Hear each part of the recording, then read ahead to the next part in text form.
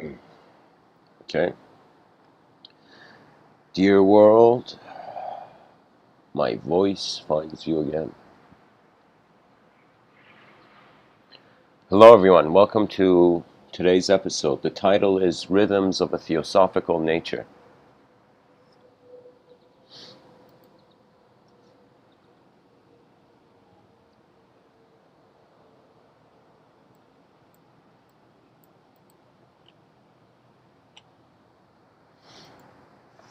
You know, a question arose to me before I dive into the topic.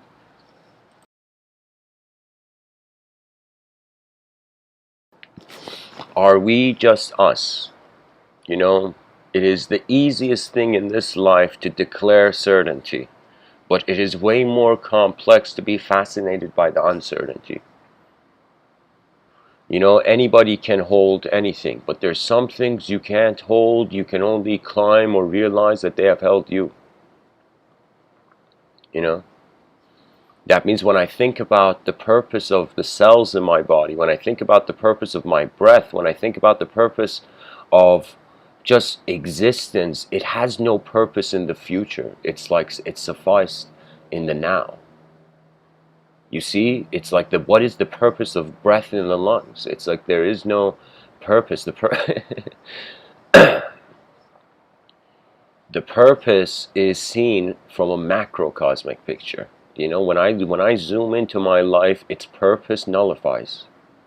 You know, the fastest way to become a nihilist is like someone watching a painting but zooming in on the corner of the painting and not seeing anything and feeling everything else is nothing. That means imagine it took you eons to get to the Louvre and you went to see the picture of Mona Lisa, but when you did, you just stared at the right corner of the picture. You didn't see the rest of the picture. You know, that's the thing about meaning, that sometimes we need to zoom out to be able to compare different perspectives, you know?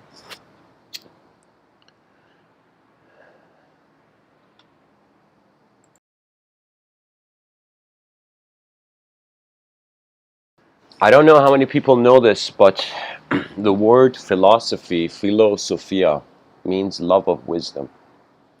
And the word theosophia, I would say, would mean God's wisdom, something in those lines. Where the term theosophy, of course, it comes from, who does it come from? It comes from the pioneering esoteric, modern esoteric people, you know.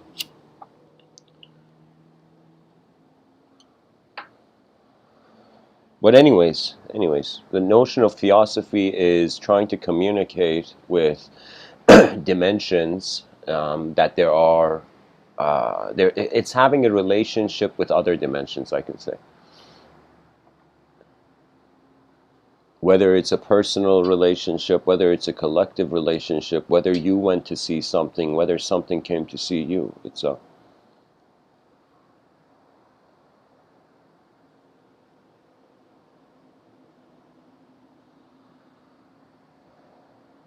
Now, in 2000, what was the year? 2014. I wrote a strange book. It was the first book I wrote in this life. Book, not like a poetry book, an actual book. And it was called The Great Work. It was 100,000 words, and I remember I just spoke that book into existence. I mean, there were chapters of it I wrote down, typed, but I spoke that book into existence. And there was a sentence that I wrote at the beginning of the book, which it was a sentence that had come to me I could tell you the whole duration of writing that book. And it was this idea that your work works with you.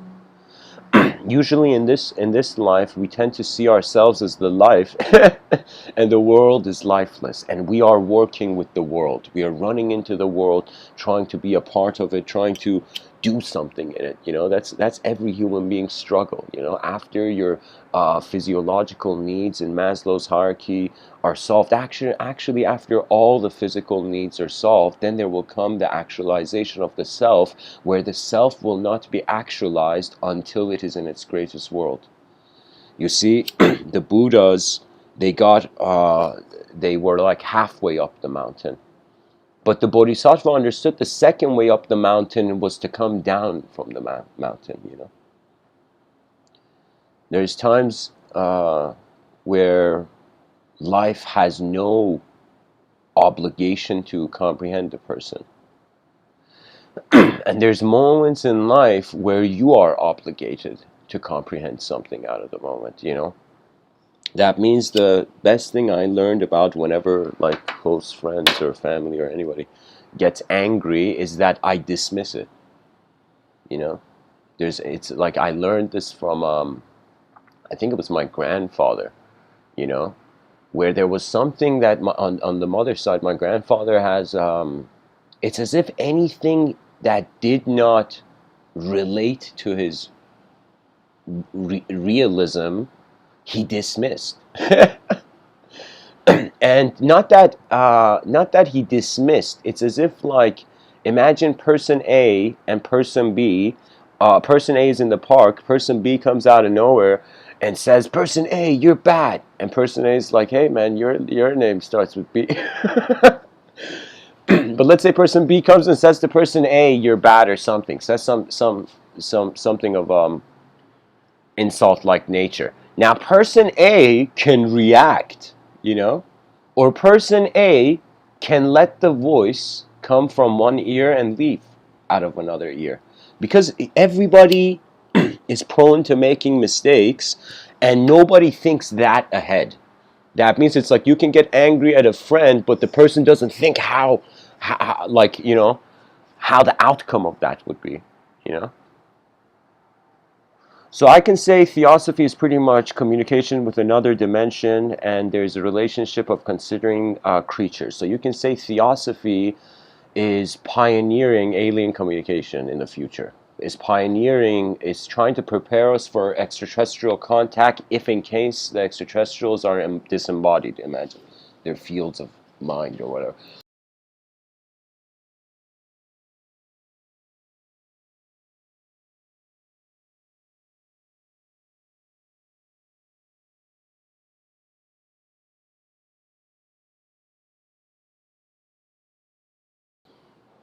Now, I have a personal, very firm personal opinion on all esoteric practices. I don't care if it's from Western, you know, cultural efforts or Eastern cultural efforts. In this life, if you don't act real, you break. And it's not that you break, you get pushed to reality. You see, it's as if we are creatures. It's imagine as if like you called a bunch of firemen, you know, and your house is on fire, and imagine your name is Earth. And these firemen get here to get rid of the fire, but instead of getting rid of the fire, they start roasting marshmallows. You know, they're looking for happiness in a system that they have to design to be happy.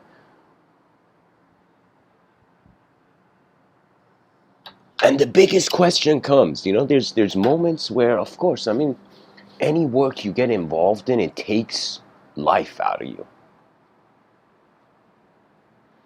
But the whole point of it is, if it's the right work, it also gives a new life.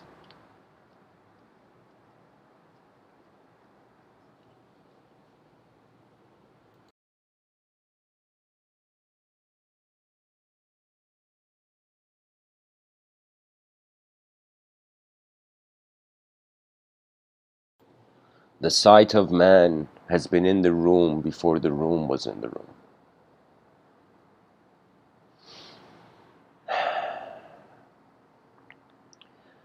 My view on esotericism and any kind of practice is that, I mean, first of all, live sincerely, whoever you are hearing this or in this world. But the notion is that there is something that could be rude. So let me tell you an example. Imagine you are a CEO in a boardroom, and suddenly some little kid comes into your boardroom, let's say into the corporate space, and this kid just goes and throws papers around. And you ask the kid, "Why are you throwing these papers around, kid? Why are you in this corporate company right now? Why are you in this business?" in this business space. And the little kid is like, this is my way of getting close to God. This is my way of being like, my way of being true to the universe. And then the people in the corporation are like, hey, somebody get this kid out of here. Whose kid is this? That is what it feels like when someone acts ceremonially towards the unknown with a need of getting something. It is hard to watch. It is hard to watch the most powerful people in the other realm becoming the weakest people. It's very hard to watch. I'm telling you, there's some people who achieve greatness in this plane, but they forget that there's other passengers here, and so they go towards power, and their human nature deforms, and their next lifetime they become an angry person's hammer.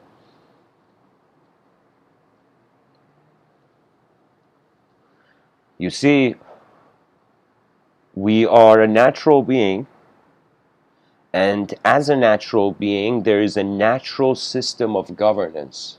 Like, people don't think about their heart. Your heart just beats, it's chilling. You don't think about your body. Your biological body is existing.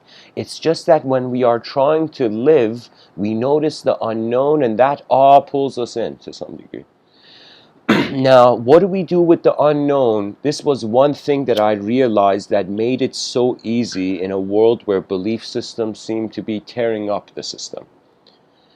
Imagine you were on an island. Sometimes, I don't know why, maybe I got introduced to a sort of cosmic solitude when I was young. Maybe it was maybe it was written in the stars, for me to notice the space in between them. But there was something I can say, that in life, we are not just objects moving. We also identify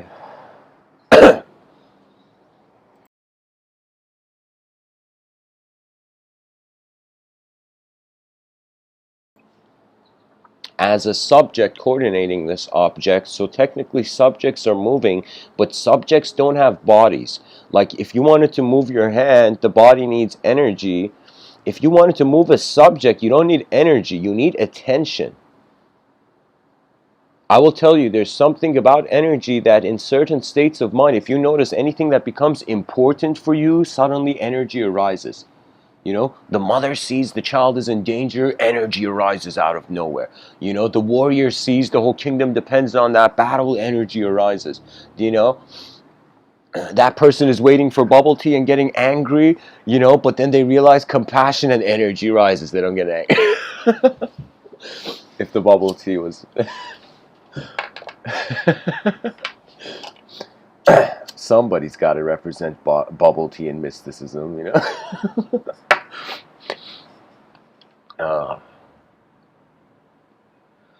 For me, it's a process where certain phases of it, certain states of mind, you have control. Certain states of mind, you don't have control.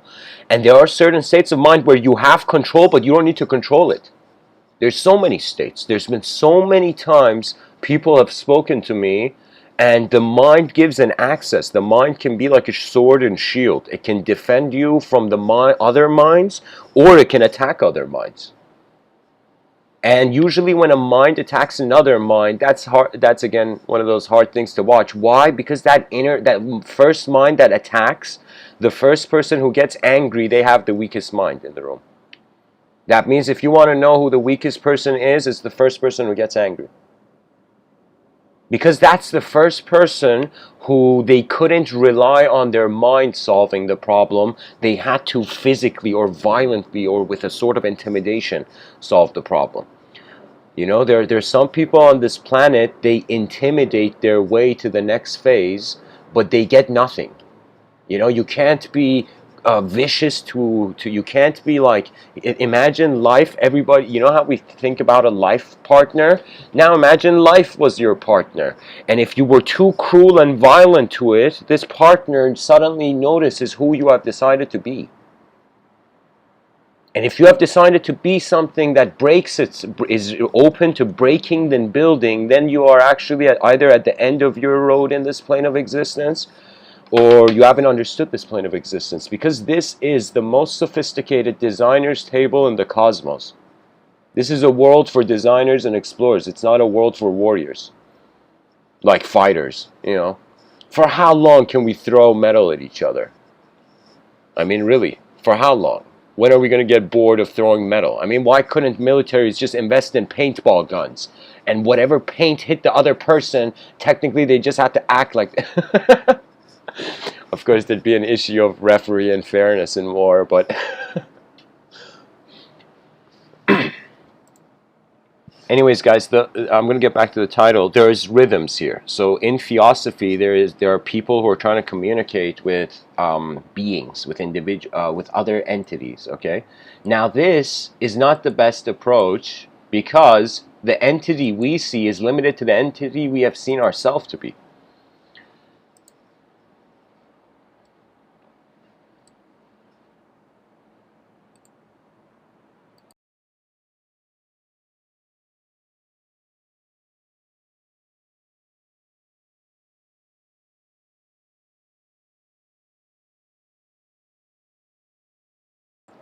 I would like to read something for the audience. It's the definition of Theosophy. I thought of looking it up to see the clear definition. It says any of a number of philosophies maintaining that a knowledge of God may be achieved through spiritual ecstasy, direct intuition, or special individual relations. And it was okay. All right. The rest is unnecessary to say. But anyways, so it's a direct. So what it means is it's like we have what we consider normal relationships with the world, which have to do with physical consequences, and we can say immaterial. Uh, I guess an immaterial approach. I mean, when I think of myself as a mind, there isn't anything to do. There's only to be. When I think of myself as a body, there's endless things to do. So the conscious waking state is like 1/3 of my life, or it's you know, 1/3 you're sleeping. No, actually, it's not, conscious waking state is way more, but it's 2/3 of the life. When I'm saying 1/3 of the life the person is sleeping, 1/3 of it they're just mobile. Like I honestly think, just like how I have slept like 1/3 of you know, my life. I mean, everybody's like this, but it's like at the same time I think of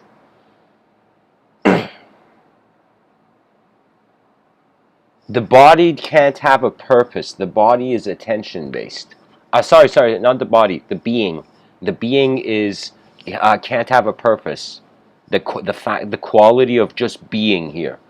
Like when I see a cup just being on a table, what is the purpose? Does the purpose mean I gotta go pick up the cup? Does it mean I shouldn't keep the table? Like I'm just saying, the cup can relate to many things. So purpose is something inputted in a meaningless phenomena. When you realize this, then you understand what I'm saying. You got to pilot your life. You got to move. You know, the conscious waking state is where you have the very rare privilege to move life.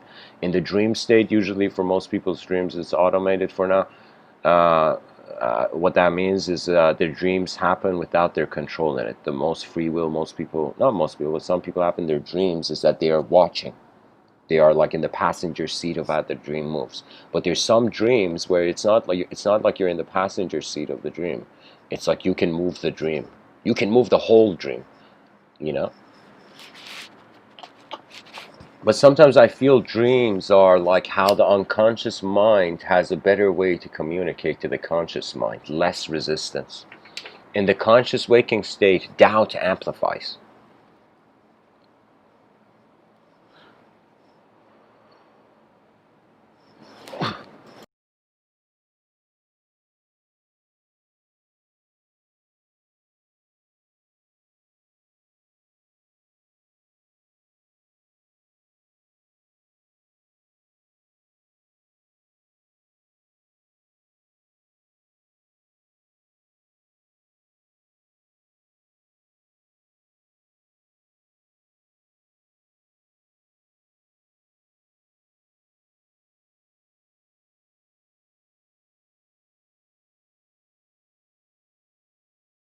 Because from a non-dual state, the concept of sacrifice makes no sense. From a non-dual state, movement doesn't make sense. There's no reason to move when you are being here. You know, that's the non-dual wisdoms. You know, those are the gems of the non-dual. Where I believe it was a quote from Zulnan, the Sufi, where he said, somebody asked him, what is the end of the mystic? And he's like, when the mystic... Oh man, let me find the quote. Give me a second, guys.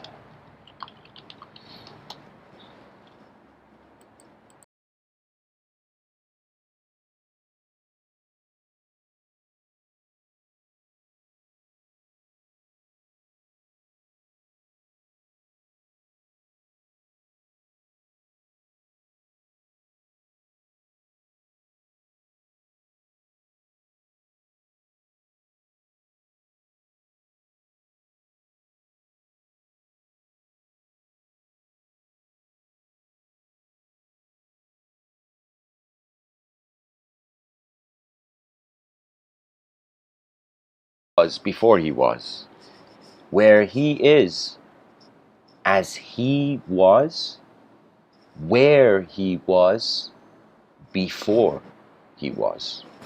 That is non-duality. You're realizing that you are actually the elder of this dimension.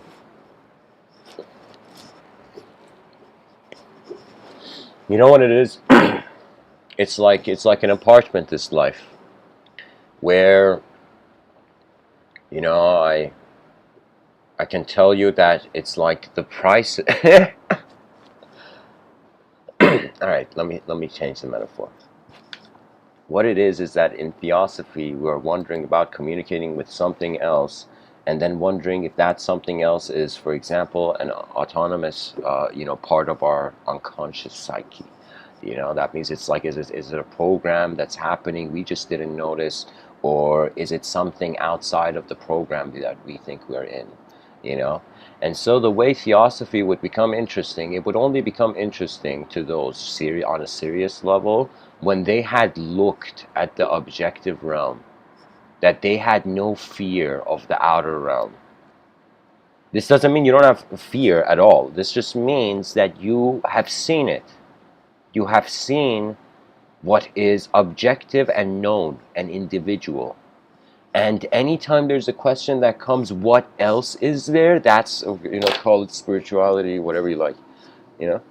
It's just going towards the unknown. There's systems of knowledge that their cause is unknown and their effect is known. There's systems of knowledge where their cause is known and their effect is unknown. There's systems where both the cause is unknown and the effect is unknown, and there's systems where the cause is known and the effect is known. When the cause is known and the effect is known, that is very basic. That's literally conditioning, where you're like, I know everything that's going on here, do you know? That's when we think the cause was known and the effect was known. But really, actually, we are in a phase of life where the self is unknown, the world is known. That is why when somebody asks you, who are you? You'd be like, buddy, technically, scientifically, I'm the earth. My name is a hallucination just for your ear. Do you know? Do you see what I mean? That means anytime man decides not to be man, he is either the emptiness of the realm or the fullness of it.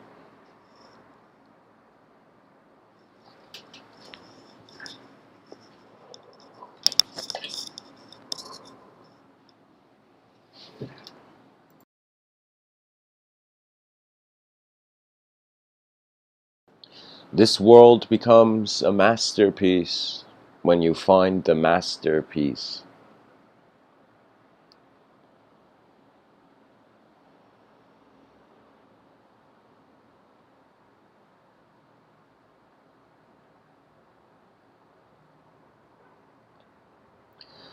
For me, it has occurred to me that if there is a potential that this world is multidimensional and there is other entities or other creatures, or you move a rock and you see there's tons of ants and insects underneath, And it's sometimes wondering as if, is our species under a rock, and what else could be there? I feel what else could be there, which is what I'm responding to in this talk, is that it's rhythms. It's intelligent rhythms. And I've attempted to explain this in different ways. But one way of explaining it would be that we are thinking empty space is empty.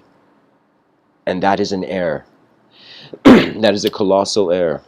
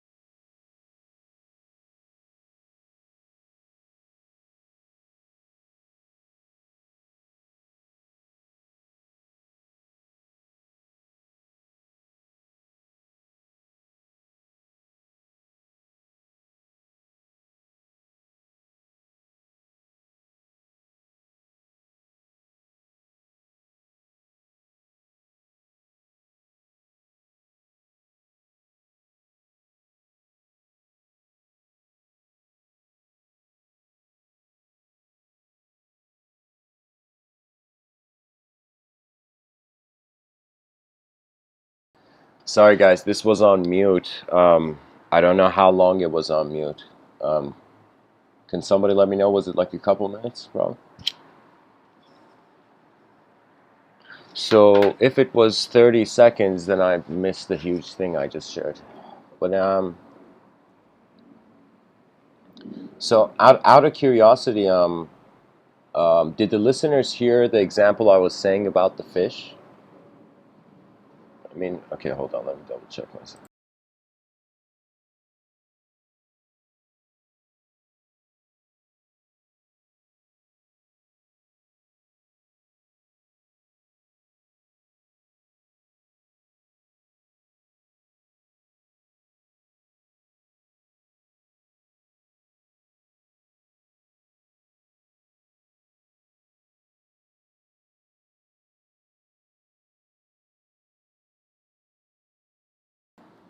Oh my God, guys, I've been mute for like 5 minutes or something. Like people in the chat section say something.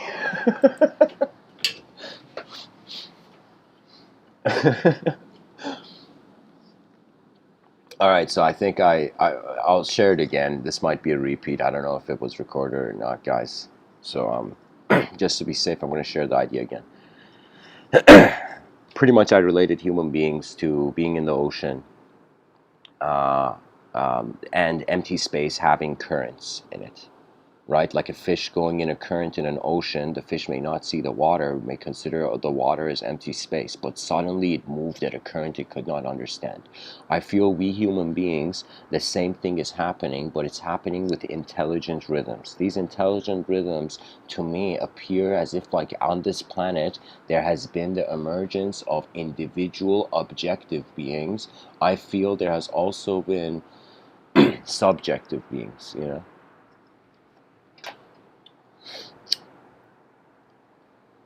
So collective, subjective, and pretty much I'm saying there is invisible fields of intelligence, maybe like dragons roaming the earth. You know, I feel there is clouds of intelligence moving. Sometimes when I look at animal life, it doesn't feel like it's just the animal moving. It feels the animal has tapped into a mind. Its ecosystem has become the limits of its imagination. But the human being found a way to not have the ecosystem be the limits of the imagination. Because when I see animals, it's as if they haven't solved the puzzle yet. They have the potential to do so, though. What I mean by that is that an animal feels different emotions. In India, they are vegetarian because they say if an animal feels an emotion, you shouldn't kill it.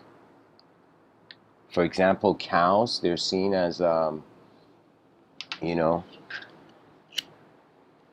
as holy animals in India. And the reason is because the cow would go after the owner would die, the cow would cry.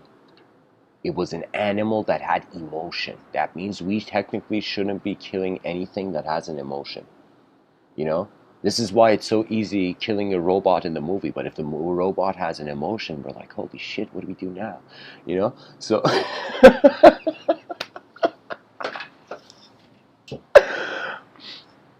you know, it's so hard. Imagine in the future, some mad scientist is going to create a robot, and the robot's gonna say, like, Dad, you know? And the mad scientist is going to be like, oh God, it's so hard to destroy this robot.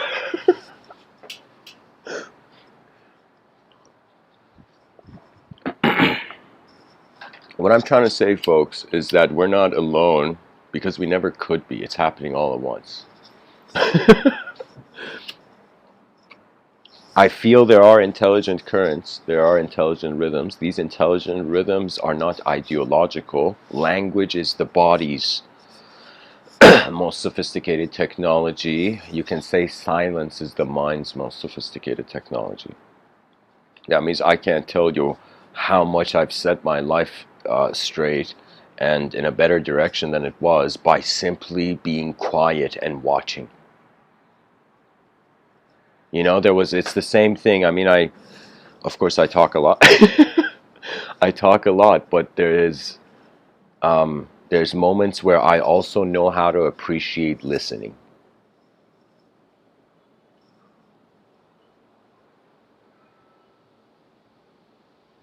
The art of listening is as magnificent as the art of speaking. It's a craft. I can't tell you how many things you treated as an art form. You've given yourself chance. It's like you've allowed life to move outside of the life you see. Because that's the higher teaching. First, there's the teacher-student mindset. Until the student realizes that the teacher also doesn't know. When the student has received the teaching and realizes the teacher doesn't know, the teacher was never teaching students. The teacher wanted more explorers for the bigger problem. Because here's the thing, sometimes teaching can be just the expression of the person, you know? That means if I have to teach something, these talks are very like, you know, I just find myself in a moment, you know, and in the privacy of my own space, I just very comfortably speak. But if somebody told me like, I don't know, there was something that had to be taught at a very short time. The thing about teaching is you don't actually teach from your inner realm. That means if you want to teach someone, you got to go to their inner realm and start from there, and then maybe be able to find a way to come to what is similar to your inner realm. That means when two people speak, it's two worlds facing one another. In order for there to be any co-creation or progress, one person has to step out of their inner realm and take a step to the other. I'm telling you, we are antenna. We are multidimensional antenna. We just don't know how to, speak about it properly yet. I'm attempting something here, but it requires 8 billion human beings to engaging for the first time with a multidimensional effort of all cultures. So imagine when they ask you, imagine a very smart extraterrestrial species comes down to Earth, and they're like, we are this species, are you guys, what is your species? And we say we're humanity. And the aliens are like, all right, how come you have different flags? The moment we answer that question, if the extraterrestrial says, why do you have different flags? The extraterrestrial will instantly know we are a divided species. That means because we haven't had a bigger chaos on the stage, it's easy to declare each other as enemies and fight. But there is, when the grand enemy comes, all the real warriors only stand.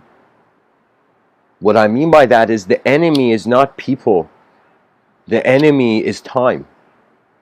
And it's not technically an enemy, it's a force that conquers everything. This was something that I couldn't understand in Vedanta, Vedic thought, when I would read it. For example, in the Bhagavad Gita, where they would say, where Arjuna had seen Krishna's true form, God's true form, this archer in a battlefield.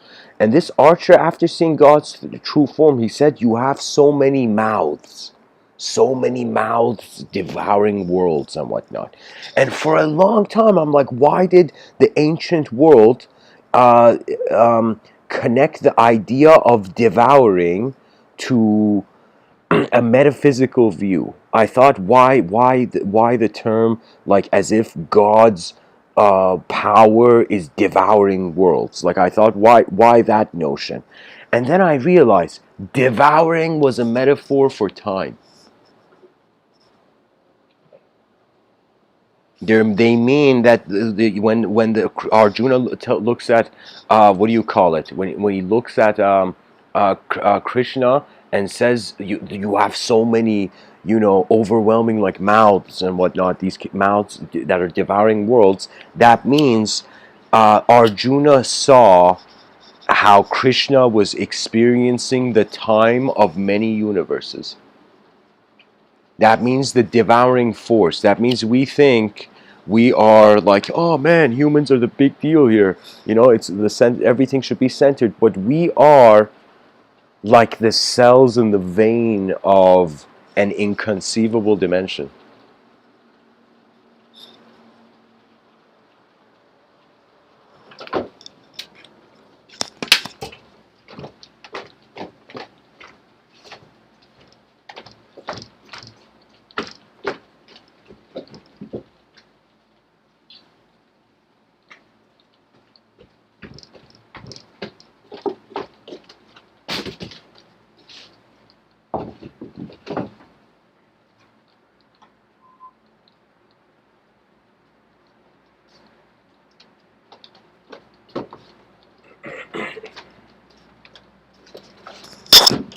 Okay.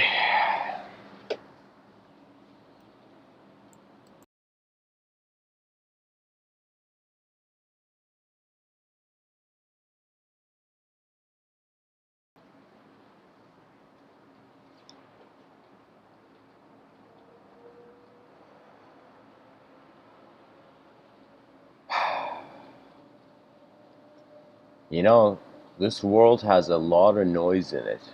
It's just that we're taking some percentage of that noise seriously, and we're building the story of our lives from it.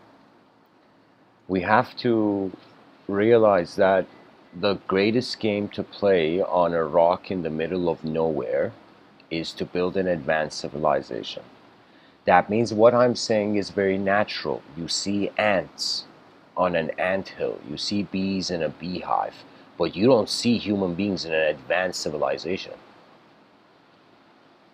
And how we are to bring this about is that it has to become more important working together efficiently than working separately and efficiently. When that becomes a universal sort of paradigm where people are like, all right, nobody knows what's going to happen, just go to walk toward to the best of your capability and then see what happens. You see, I don't feel I already own the future. I feel the future is something that will be gifted if in some sense the person cared about the world. If you see this world, you'll care about it. If a gardener can't see a flower that's like drying up and dying, the gardener can't do anything about it. You know? The cool thing in this life is that you won't feel you solved the mystical Rubik's Cube until you solve it yourself. Until you solve it with your own hands, you will not get that rush, that immediate rush of this endless endurance's resolution. Because here's the thing, any system you're in, if you put more effort than the greatest effort in the system, you get to see something new.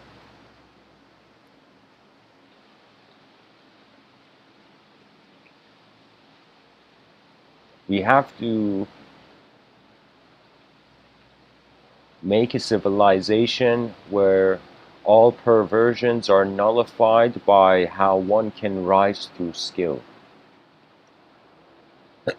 You know, in this life, we're not just here to chase or be chased. The reality is, it's a designer's table. It's a designer's table. Why else would we have minds to be conscious of it? What's the point of having a mind conscious? A conscious mind's point is to notice the content, the design. It's as if like the physical realm is the alphabet, and the inner realms are how we use this alphabet. You know.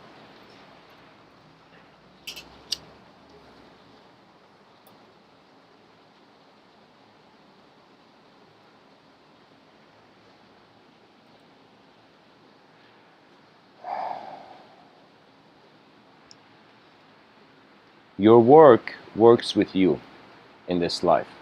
This is not just, this is the way this dimension, I feel, this plane of existence should be seen. It should be seen as an airport. This plane of existence, an advanced civilization, will most likely be like a Sky City airport, you know, at a certain phase of its evolution.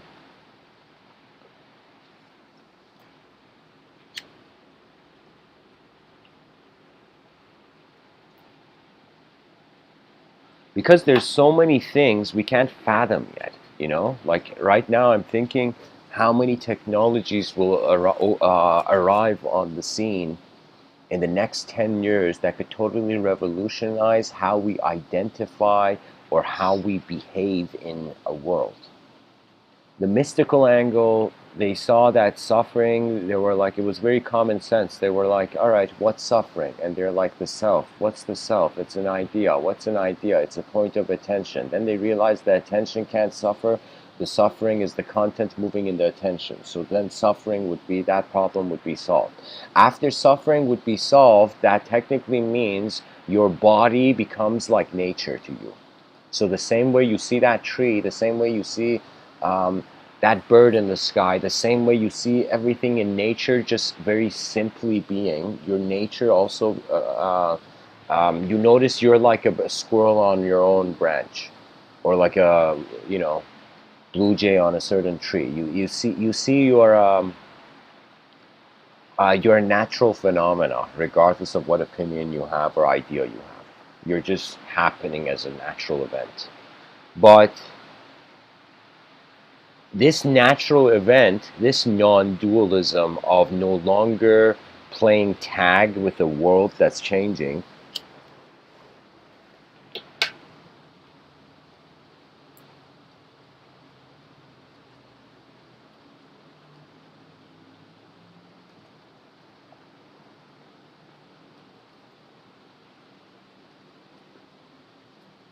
Nature has no leader. It's a field happening. So one can say that we have humans leading humans, and we have fields of nature influencing human beings. So technically it's like, if the wind pushed you, were you possessed by the wind in that moment? If like a huge wind hits a person and they can't control, is that like, can you see the notion of, as if like, does that mean the person doesn't have free will? I feel there's a huge thing that free will is not the only thing we're here to notice. Freedom is, but a freedom that cannot be shaped as a willingness to do something, as a sort of sensitiveness, like there's a sensitivity to design. That means any act, anything for me, it has two dimensions. A design dimension, and then after I've noticed the design, then the emotion arises. Because in this life, as much as people have to be nice to others, you have to also be capable of demonstrating that civility and niceness to yourself. That means, trust me, there's moments where I honor myself, but I don't honor myself in public, so it's pride. I honor myself when I'm alone with the cosmos, and I just feel I have made it this far. Because if the past has an advantage. If you want a future outcome, the past is going to be wait. If you want to go to the future, and the past is going to slow you down. But if you want to appreciate the present, the past is actually here to be a technology for the present. So rather than us seeing past going to present, going to future, as is the norm, let us see past and present. The past was designed for the present, but the past wasn't designed for the future. The present was only designed for the future. So it's two rooms. There's a room of the human psychology where the present is comparing itself to the past, and then there's a room in human psychology, in the psyche, where the present is just comparing itself to the future. The past cannot exist, because if the past exists, it's like you're in the middle of the doorway. You see what I mean? So I've noticed this in myself, because when I give these talks and when I really think about the future, emotions come. When I think about my past, I don't have that many emotions about it. Like I don't get emotional that much about it. Even if I do, there's still, because I can't do anything about it, there's no emotions. But because the future hasn't happened, passion can exist. You can have an emotion about it. Because there's unknown variables. That means people have to realize no two eyes can ever see the same, even though they may look at the same thing. The meaning of that phenomena they're looking at is never the same. Epictetus says, we suffer not from the events inside our lives, but from the judgments we have about them. So the inner realm is an implication that every individual human being has their own judgment of the world that others can't see, because if they did, they would be a clone. So your inner realm, you got to honor it as if it's what the world has allowed you to see this far. And I have this view that when something is given, it's not meant to be held, because nothing can be held in this world that long. Do you know what I mean? That means it's like change becomes interesting when you're changeless too long.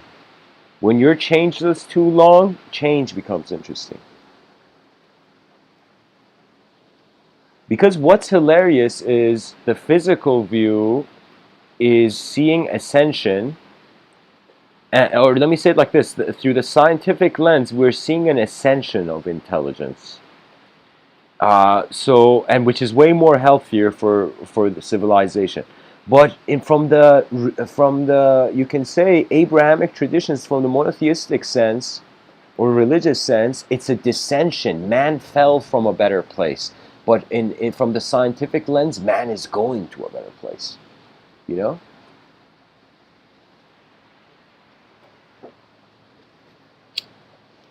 So I feel this ascension and descension is the same. Scientists are caring about the past. They're letting the past define their certainty. Religion is the future. That means religion is interesting to those people who they don't know what happens, and it's like a mysterious story is better than, an incomplete fact. Why? Because there's more freedom in it.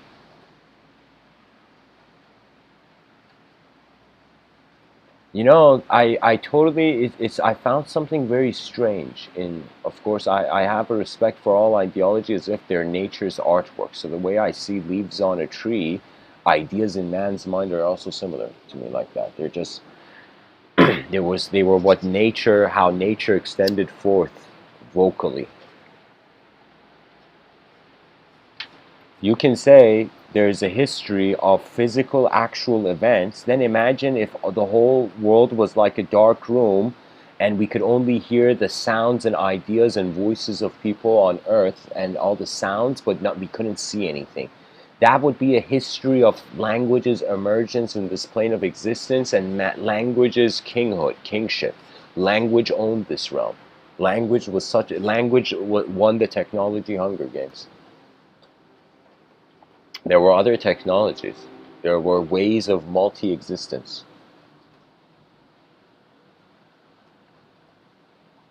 So I don't know. I don't know if forgetfulness can be seen as dissension or exploration can be seen as ascension. I just know that this life has no obligation to make sense because it's just giving you a little part of itself.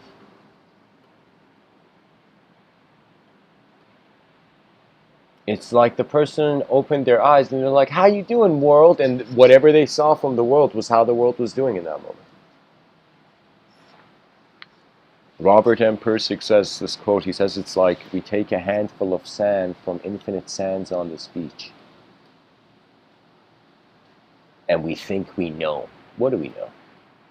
That's why I resolved everything that the best way to use language is playfully, because there is no aim. It's like paint.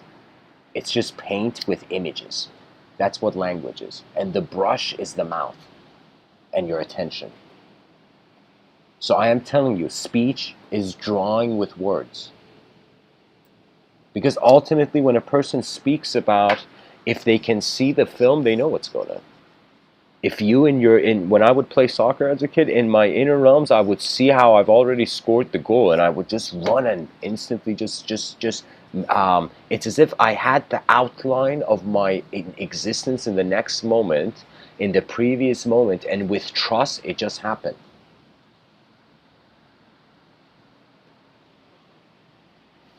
So here's the thing. Let me share something with you guys. We are not an evolved civilization. That means not everybody in the planet knows everything. Do you see? So we have to treat our comrades on this battlefield of time and space as their sight. Sometimes for me it's as if like, when somebody makes a mistake, what value is there in pointing the mistake? Do you know what I mean? That means it's like you don't see an inventor build an invention and suddenly the invention doesn't work. And you don't see the invention suddenly just shout at the invention. No. The inventor breaks that thing up and uses the material to build a different invention. That means when you reach a dead end in one moment in your life, what do? You don't fight the dead end. You don't shout at the dead end. Okay? You just leave. You go a different route. Because the aim is not destination in a changing world. The aim is, I would say, occurrence. In this world, it doesn't matter where you walk, it's how you walk that's more important.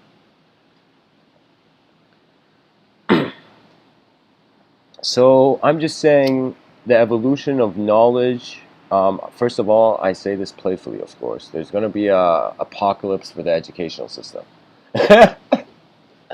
And that means they're going to be like there's going to be some linguistic professor with the most wall of awards who's going to be like, wait a minute, did we create language?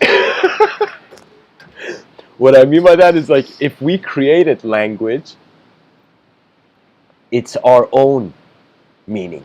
That means we know nothing ever.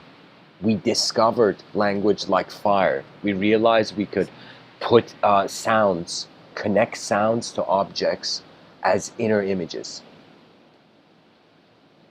as inner symbols. So I'm telling you that apocalypse is just, these talks are of course for the mystically minded. So I hope whoever's listening realizes that, not everything is, has a value for everyone, But I'm just saying that we have experienced our outer realms well. We have a good control, and I would say in advance. Like when you see a kid when people doing parkour, or you see, like, there was a time I really wanted to get into calisthenics.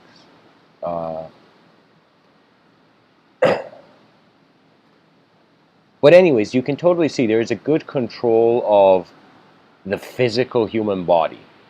Okay? Epigenetical factors aside, Yeah, it means, like, imagine you're in a bad country, and then it doesn't mean still you don't have control. It just means you're in the shadow of the freedom of the world. So, if people can change, here's the thing. If somebody makes up their mind, they can also unmake their mind. Unmake up their mind.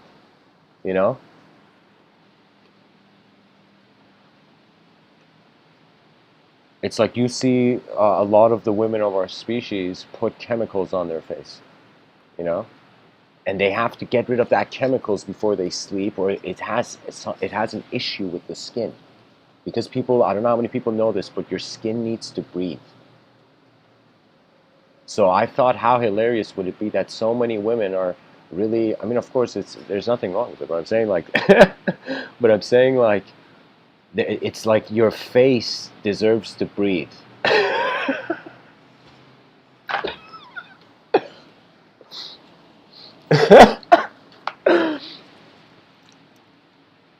I'm just saying this, guys. Really, it's like I sometimes feel those people who...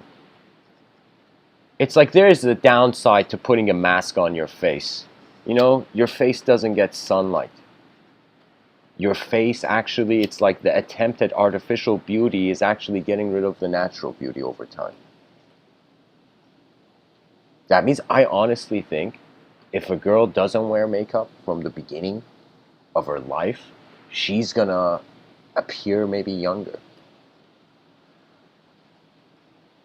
But I don't know. I mean, everything is like sometimes we don't just live for the future, we live for the moment, of course, and that has its own value. There's so many things our species does now that if we really had a rational approach to it, it wouldn't make sense, but it emotionally works and gets us by. There's a lot of things that it's like you can't expect a perfect system out of this life, there's no such thing as a perfect battle. No such thing. There is no winners in war. It's always just who loses less, but both have lost.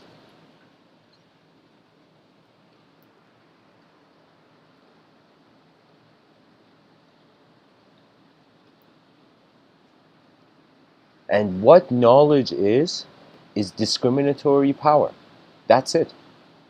You can just discriminate. But what true knowledge? I'll share this story. This story is of Rumi. Rumi, he was like in his, I don't know, 30s or something. And I think younger than his 30s. Let's say mid-20s.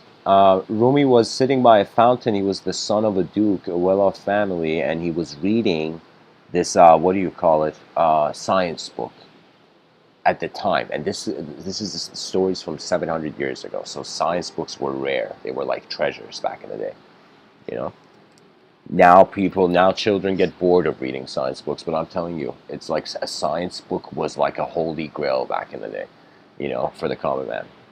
Like if I was alive back then, I'd probably be just a book hunter.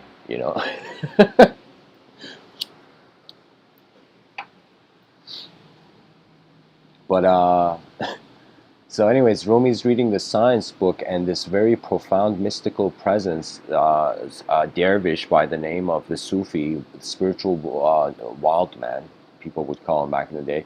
He comes from, I mean, not a wild man, but I'm saying like just a traveler. Back in the day, people would travel a lot of metaphysically oriented people. They didn't see the purpose of life to just be in one place, you know. That means it was all the journey, whether it was in the inner realms or outer realms. But so Rumi is reading this science book back in the day, written with like ink on these rare paper, and Shams Tabrizi out of nowhere comes and says, "Hey, what are you reading?" You know, and Rumi looks at this guy with this giant beard who came out of nowhere, and he looks at the guy and he says,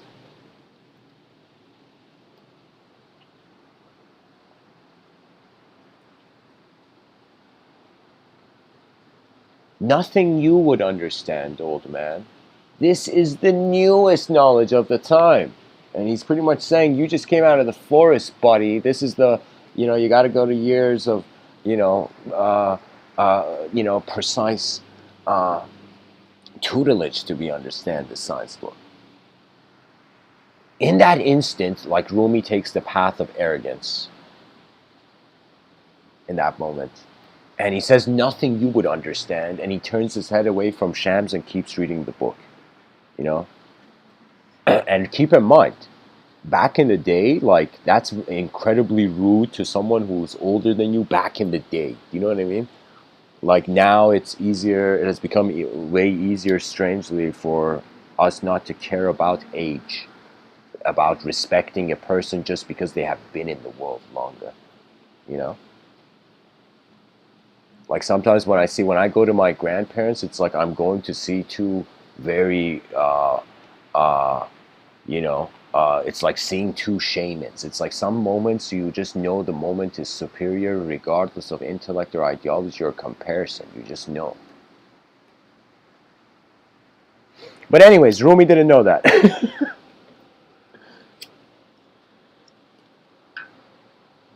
So Rumi, Shams sees Rumi say nothing you would understand, old man. Shams grabs the book from Rumi's hand, this rare science book, and throws it in the water. And Rumi, it's as if he's seeing two shocking things at the same time, as if his eyes suddenly move in ways where it's as if he gets angry at Shams's disturbance, but he also gets shocked because there was no copy of that science book, and that was a rare science book, and it was lost. The knowledge of it was lost. That means there were no photocopy machines back then, you know?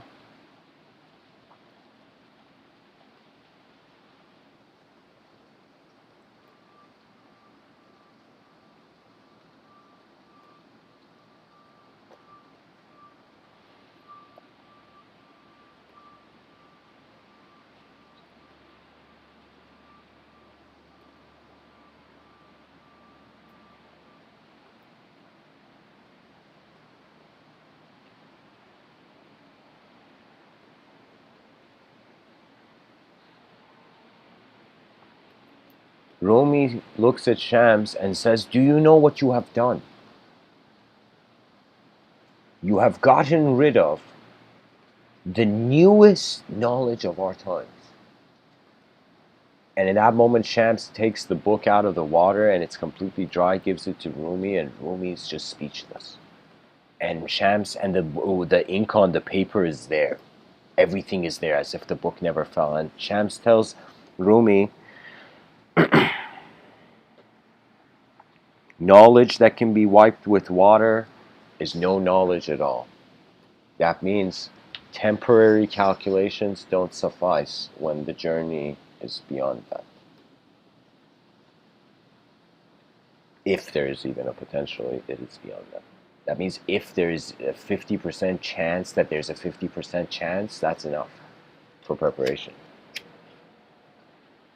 But I'm noticing that the world is not, it's not language that's the key thing. Because after object worship, idol worship, what did we go on to next? After the object was slapped out of our hands, we went to subject worship. It's like we asked, it was like this is history. Like as if somebody said, "Can I worship an object?" And the person was like, "No." And then the other person's like, "Can I worship a subject?" And the other person was just stayed quiet, didn't give an answer. And after that, we have been worshiping language. That's why I'm saying you're not a thought. Language is a technology. It's like Iron Man thinking he's the Iron Man suit. You know, it's like in that moment, it's like Iron Man needs an intervention. His wife is there. Let's say his adopted kids are there. Why wouldn't Tony Stark? What am I saying? Tony Man. Why wouldn't Tony Stark adopt? You know, why wouldn't he? So it would be like, you know. Let's say Tony Stark has a child and we call the child Salt, you know?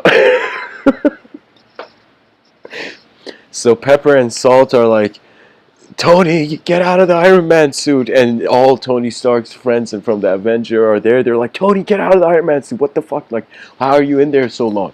And Tony Stark is like, "No, guys, I am this Iron Man suit. I even changed my name. First name Iron, last name Man." And, you know, at that moment, you know, people are going to be like, "This is fucked up. We need divine intervention." And Thor's hammer suddenly snaps Tony Stark out of his illusion. So that's what I mean. It's like their language is a tool. It's like the best way you can use it is like an art form. Rumi has this quote. He says, "Be living poetry. Don't just, you know, say poetry. Live it. Let the moment be poetry." There's no such thing as good and bad in a dynamic system. There is good and bad in multiple ways. That means certain things in my youth were so intimidating to me, but as I grew older, there was nothing. It's like when you understand how something works, when you understand the mechanism of something, you can't fear it. Because the mind has the imagery of the mechanism instead of the fear. So the fear doesn't have time to fill the gap. So think of it this way, as if imagine something happens, the person gets scared, okay, I'll give you an example. We've seen this video on YouTube where some guy's walking, some guy steps out of those blue trash cans and like shouts with a mask on, and the guy gets scared and punches the guy in the face. Now, if that person was walking and was super sensitive, they were alert. Their attention was like aware, was on alert, you know. They would notice the trash can, imagine, move before the guy jumped out. And because they noticed the trash can moved and their mind was like, "Is there someone in the trash can?" When the guy jumped out, the person didn't have fear. They knew the moment before the unknown could overwhelm.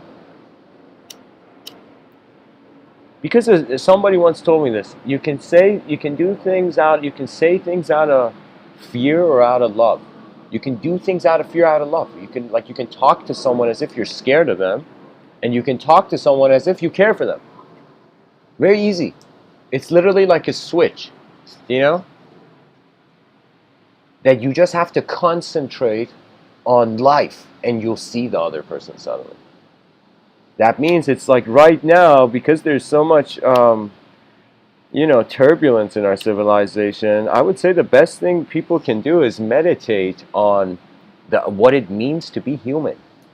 Let that be your modern meditation. What does it mean to be human on a pebble in a light beam? Because there's some questions that I was intimidated by in philosophy. Then I realized, if I'm intimidated by, who's going to ask it? You see what I mean? For me, it's like we're all bees, and language is like pollen. Our belief systems are like pollen. You know, we go on one flower, we go through one experience, we get that sort of realism. We go to another sort of experience, we get that kind of realism. Then we go to another experience, and both types of realism are like waves suddenly being pushed in, you know?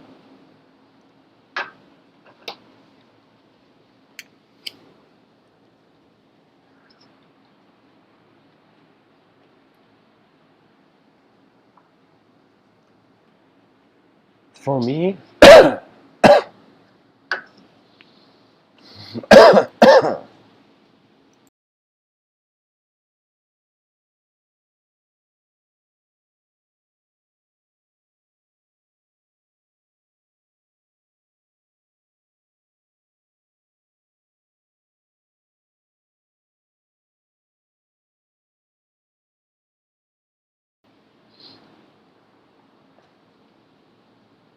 life already knows what it's doing. It's just man has to learn to trust nature somehow if he wants to get through this, you know, this landscape. That means it's like I was thinking, why are we fighting over beliefs? Like, do we see art? Do we see in an art gallery the paintings suddenly coming to life and killing each other? No. And it should be the same, that we treat levels of artistic freedom and interpretation of what life means. Because from an artistic perspective, you're like, yeah, this you were in this world once. Let everybody have freedom in whatever they want to be. You know, let the minds be free, you know? And then there's this vision where, okay, could this freedom intrude on a greater collective freedom? That means, imagine we're like, yeah, anarchy is freedom, but then when we had anarchy, we realized there was nobody producing products in the city. There was no safety. That means it took us a while to be able to just identify things. So it's like neither too extreme mysticism, neither too extreme materialism.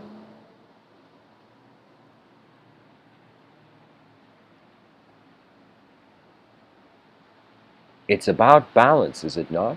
That means literally we require balance to even walk. There's a technique in Shaolin monk fighting, which is epic.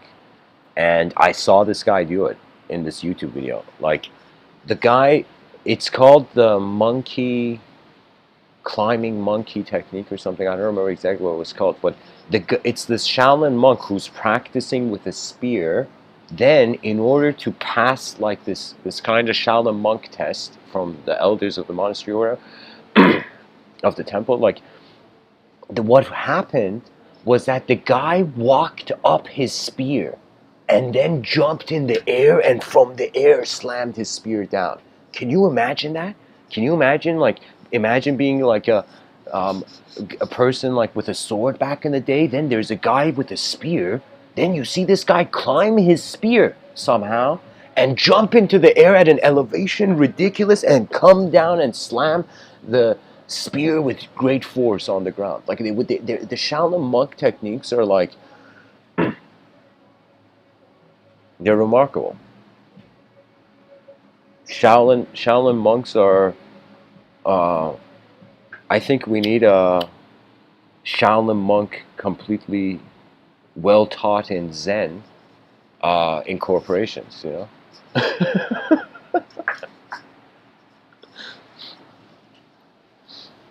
We just need Zen monks, like how they walk monastery halls, to walk corporate culture hallways between the cubicles, you know, with like a bell, you know.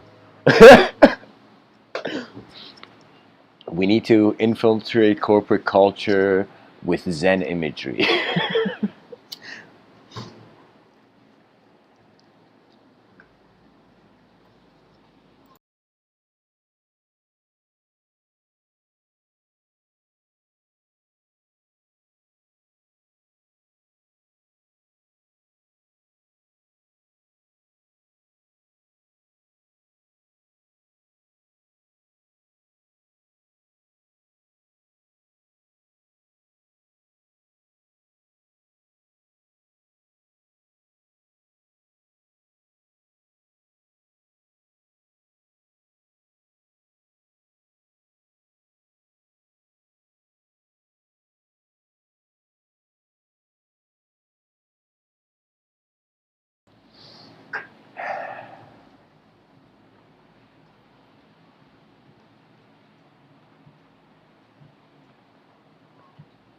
You know, without silence, sound wouldn't be meaningful.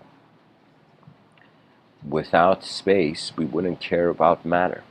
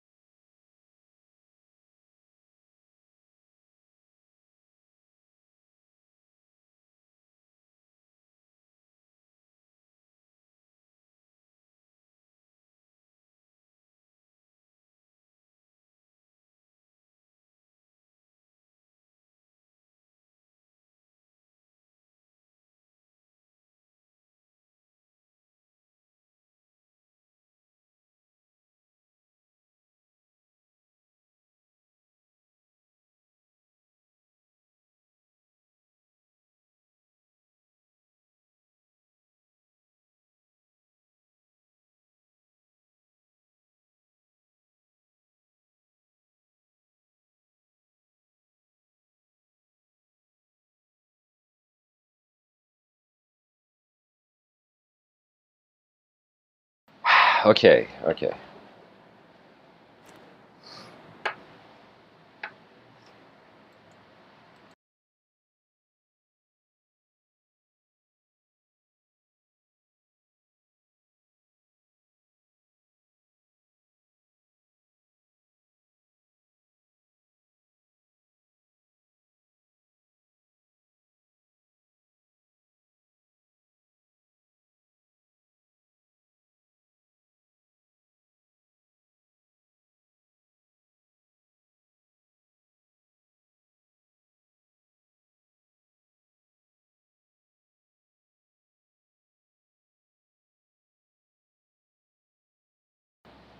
All right. So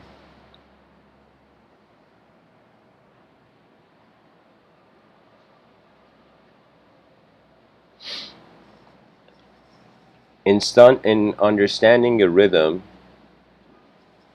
we are looking at a movement between, let us say, two-dimensional frameworks.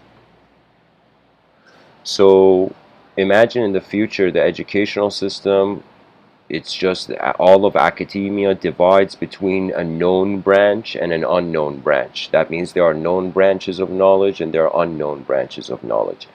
And all of academia becomes a stage where it's as if a new finding trickles down, trickles down,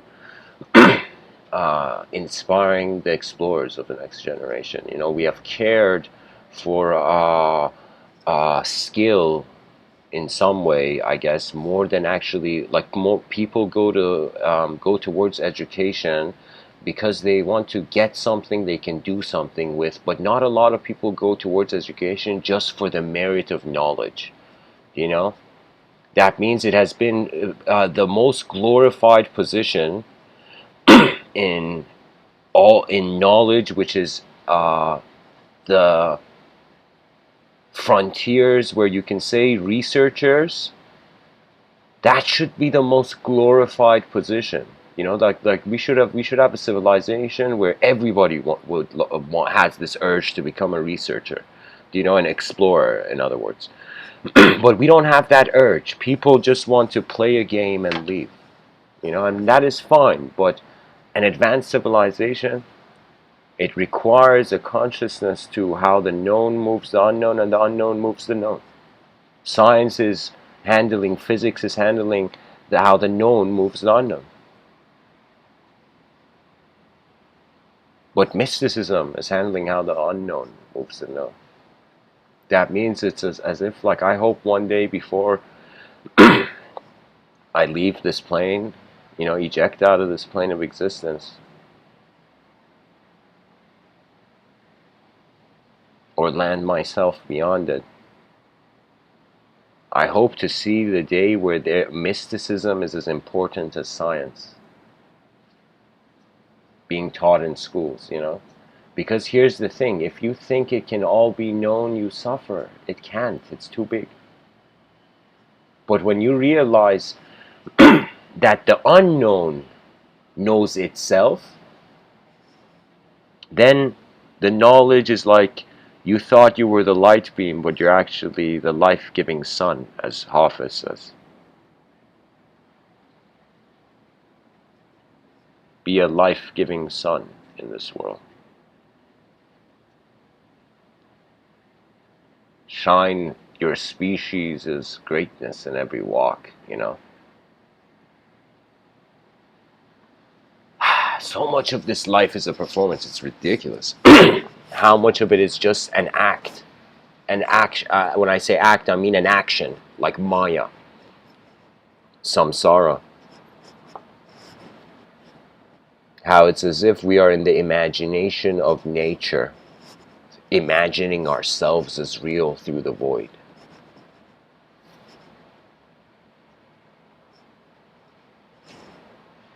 I always thought, how hilarious would it be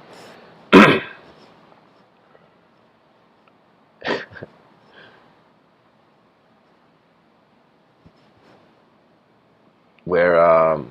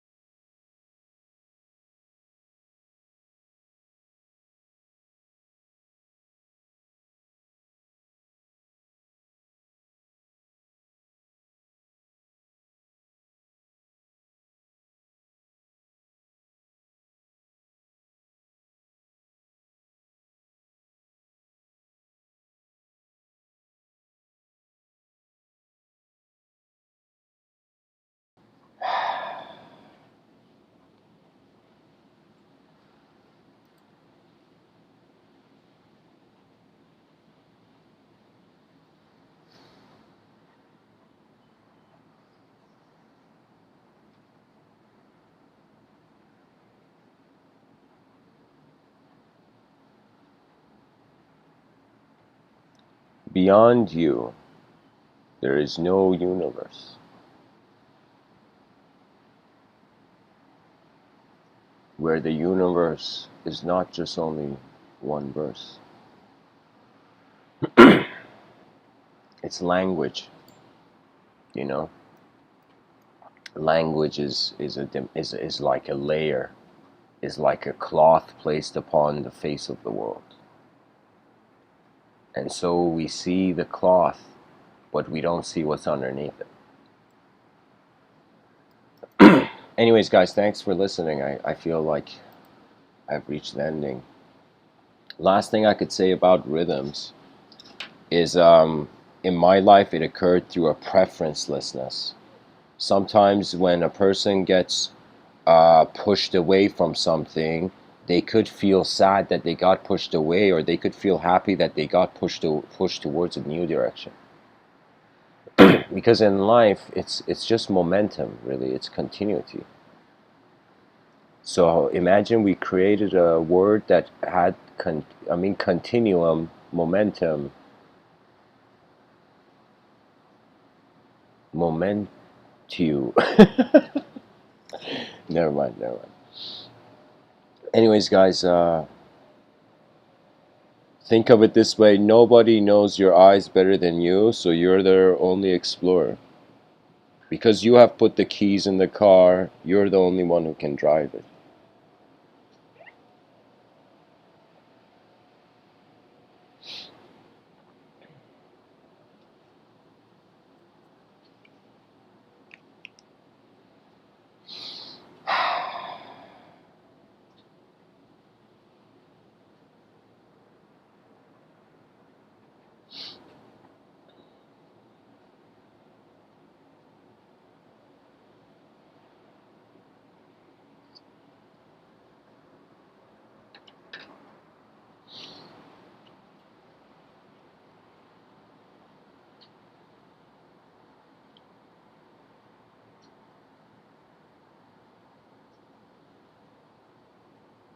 In one moment, all moments find themselves.